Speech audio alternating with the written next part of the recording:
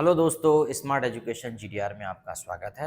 मैं आपका दोस्त एचआर कुशवाहा। आज एक हम नया वीडियो सेशन चालू करने जा रहे हैं जिसको हम नाम दे रहे हैं basic of English. Basic of English, ठीक है। हालांकि ये बहुत ज़्यादा बेसिक नहीं रहेगा, बेसिक टू एडवांस रहेगा, लेकिन हम इसे बेसिक नाम दे रहे हैं क्योंकि इस प्लेलिस्ट में जब आप सर्च करोगे तो इसी सीरीज़ के वीडियो आपको मिलते जाएंगे। बेसिक ऑफ इंग्लिश बहुत ज़रूरी वीडियो सेशन है, खासकर उन बच्चों के लिए जो अभी अभी ज्वाइन किया है, जिन्होंने अभी अभी चैनल ज्वाइन किया है, जो इंग्लिश सीखना चाहते हैं। बस थोड़ा सा समय निकालें और देखें। ये मत सोचिएगा कि वीडियो बहुत लंबा हो जाता है। देखो भाई, अब जैसे मान लीजिए आपको कहते हैं ना कि जिसको छत पे जाना है उसके लिए सीढ़ियाँ मुबारक, जिसको आसमान में जाना है उसके लिए तो सीढ़ियाँ खुद बनानी पड़ेंगी। और चूंकि आसमान में सीढ़ियों से तो नहीं जाया जा सकता, तो हवाई जहाज जैसा कुछ व्यवस्था करना पड़ेगा कि नहीं करना पड़ेगा। बस तो फिर वही बात है कि ये जो वीडियो सेशन है, हो सकता है वीडियो लंबे हो जाएं, क्योंकि छोटे से वीडियो में हम अपनी पूरी बात कह नहीं पाते। हमें अपनी पूरी बात कहने के लिए थोड़ा बड़ा वीडियो तो चाहिए होता है। चलो ठीक है, फिर भी हम कोशिश करेंगे कि कम शब्दों में हम कहें, ज़्यादा नहीं। तो जब भी हम स्पीकिंग इंग्लिश की बात करते हैं या कोई भी लैंग्वेज की बात करते हैं, तो हम उस कला को कहते हैं लैंग्वेज स्किल। उस कला को क्या बोलते हैं? Language skill. और किसी भाषा में अगर एक से अधिक स्किल्स होती हैं तो हम उसको बोलते हैं लैंग्वेज स्किल्स, क्योंकि किसी भी भाषा में एक से अधिक उसकी स्किल्स होती हैं। स्किल क्या होता है? कौशल, भाषा कौशल। इसे क्या बोलेंगे? भाषा कौशल। और आपने देखा होगा कि भाषा कौशल सिर्फ बोलना नहीं है, समझना भी है, लिखना भी है और पढ़ना भी है। मतलब भाषा कौशल को एक चीज नहीं है कि आपको इंग्लिश बोलना आ गया तो आप भाषा में आप पारंगत हैं। हाँ, स्पीकिंग स्किल में पारंगत हो सकते हैं आप, लेकिन अगर मान लीजिए जब आपसे लिखने की बात करी जाए तो हो सकता है लिखने में आप गलतियां करें। और फिर आप जब आपसे कहा जाए कि चलो ठीक है, आप लिख भी लेते हैं, बोल भी लेते हैं, चलो अब पढ़ के दिखाओ, हो सकता है आपको पढ़ने में भी दिक्कत हो।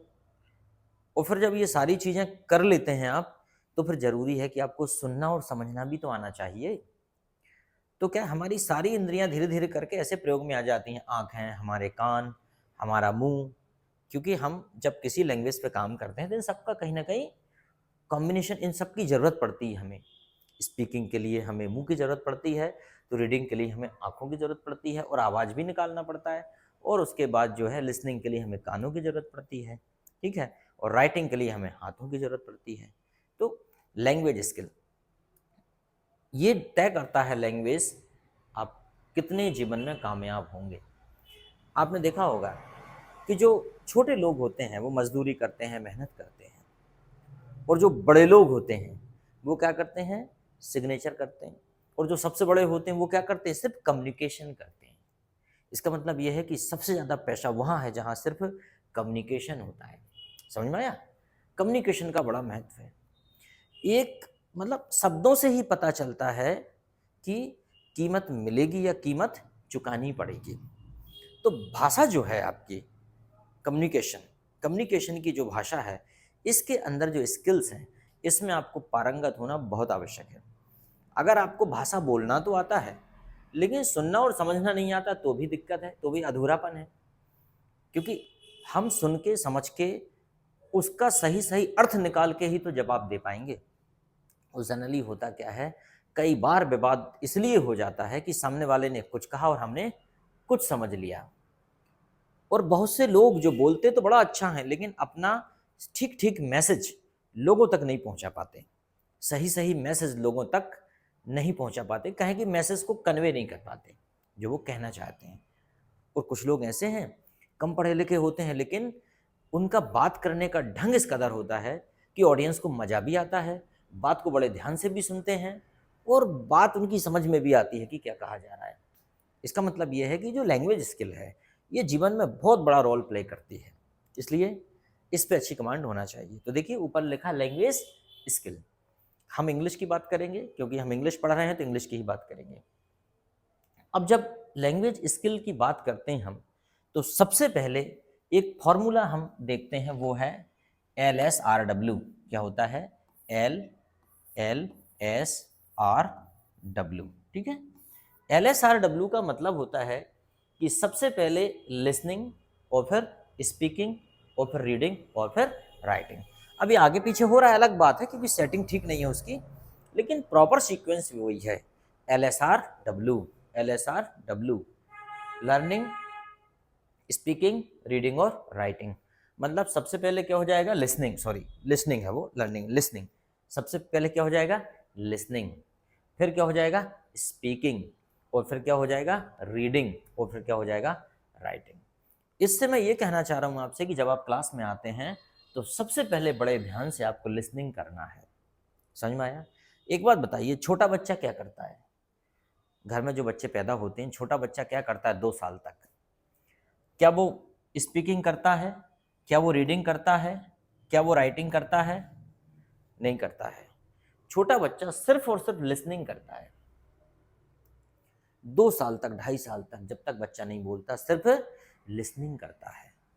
और लिसनिंग करने के बाद वो शब्दों से परिचित हो जाता है। बोलना तो चाहता है लेकिन उसे बोलना नहीं आता। फिर उसके बाद फिर आपने देखा होगा वो बच्चा स्पीकिंग करता है। समझ में आया? फिर बच्चा स्पीकिंग करता है और उसके बाद वही बच्चा जब स्कूल जाने लगता है तो फिर वो रीडिंग करता है। उसे बताते हैं A for apple, B for ball, C for cat, D for dog, ऐसा करके बताते हैं। और उसके बाद फिर जाके अंत में जब ये तीनों में वो निपुण हो जाता है फिर वो राइटिंग करता है, फिर वो लिखने की कोशिश करता है, लिखने का अभ्यास करता है। इसका मतलब ये है कि ये जो सिलसिला लेकिन थमने वाला नहीं है। लिसनिंग स्किल का मतलब ये नहीं है कि बच्चा सिर्फ 2 साल तक या 2.5 साल तक ही सुनता है। वो अनवरत सतत जीवन पर्यंत चलने वाली प्रक्रिया है। और इसीलिए जब आप कोई भी काम करते हैं तो उस कार्य में आपकी एक्यूरेसी बढ़ जाती है, या उसे कहें कि हम आपका परफेक्शन बढ़ जाता है, और कहें तो आपकी धार तेज हो जाती है।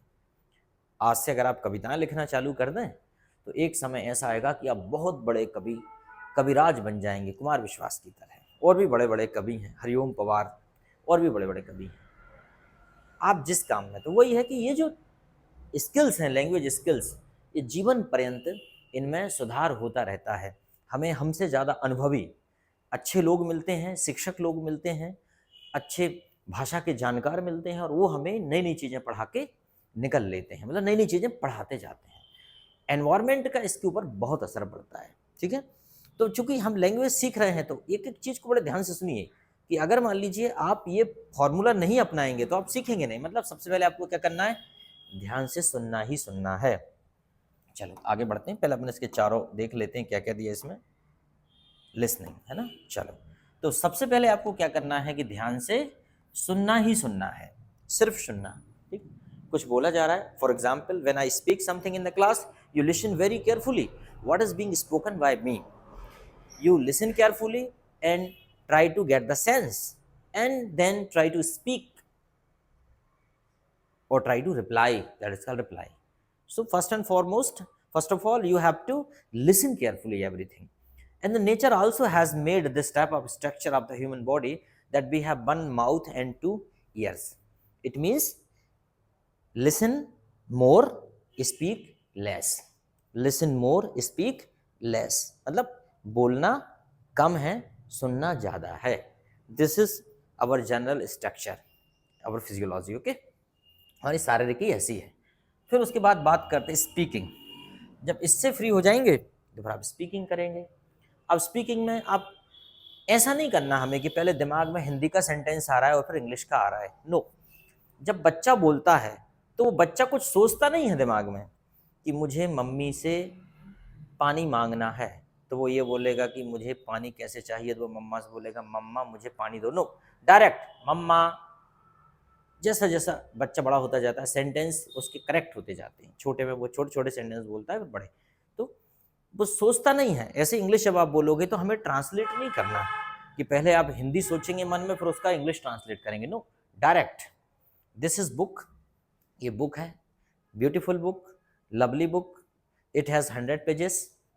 This book based on cultural activities या civil society, or this book based on English, this book belongs to science, कुछ भी आप कर सकते हो।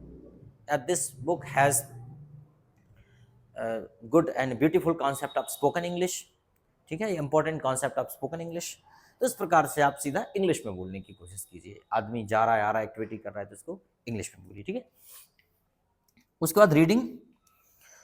रीडिंग रीडिंग में परफेक्शन तभी आता है जब आप पढ़ते हैं, क्योंकि कुछ ऐसे शब्द हैं जो पहली बार पढ़ने में शायद आपको नहीं आते। उदाहरण के तौर पे एक शब्द है, बड़ा कॉमन सा शब्द है, सब जानते हैं इस शब्द को क्या बोलते हैं। इस शब्द को बोलते हैं नॉलेज। क्या बोलते हैं? नॉलेज। लेकिन जब पहली बार मैंने इस शब्द को पढ़ा था तो मैंने इसको बोला था नॉलेज। क्यों पढ़ा था? क्योंकि मैंने इसके पहले कभी पढ़ा ही नहीं था। तो पढ़ने से क्या होता है? परफेक्शन आता है। पढ़ने से परफेक्शन आता है। फिर दूसरी बार पढ़ा तो मैंने कहा नहीं, ये तो नॉलेज है। मान लीजिए मुझे एक शब्द और मिला, KNIT। मुझसे पूछा गया कि भाई ये क्या लिखा है, मैंने बोल दिया किनिट, जबकि क्या लिखा है? निट। इसमें हम के को साइलेंट कर देते हैं। अब ये कैसे आएगा? भाई पढ़ने से आएगा ना, पढ़ेंगे नहीं तो कैसे आएगा?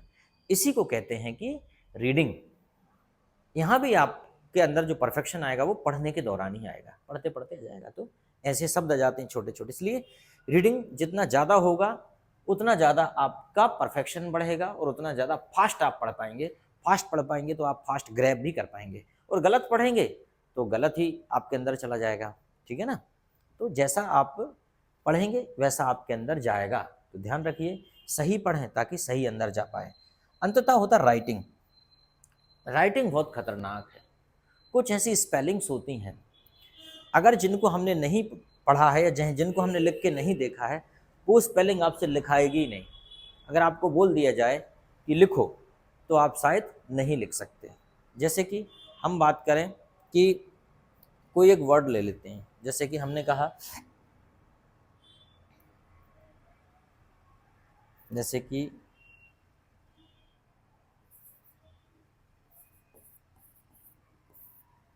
अब ये क्या लिखा? QUEUE, Q. इसे क्या पढ़ते हैं? क्यू। अगर मैं आपसे अचानक कह दूं कि लिखो stand in a Q, spelling लिखो, तो शायद आप ऐसा लिख सकते हो क्यू, क्यू। लेकिन इसकी स्पेलिंग क्या होती? QUEUE, Q. QUEU, QUEUE, Q. Stand in a Q. देखो कितना डिफरेंस है। मान लीजिए कोई दूसरी स्पेलिंग, मैंने कहा बुके,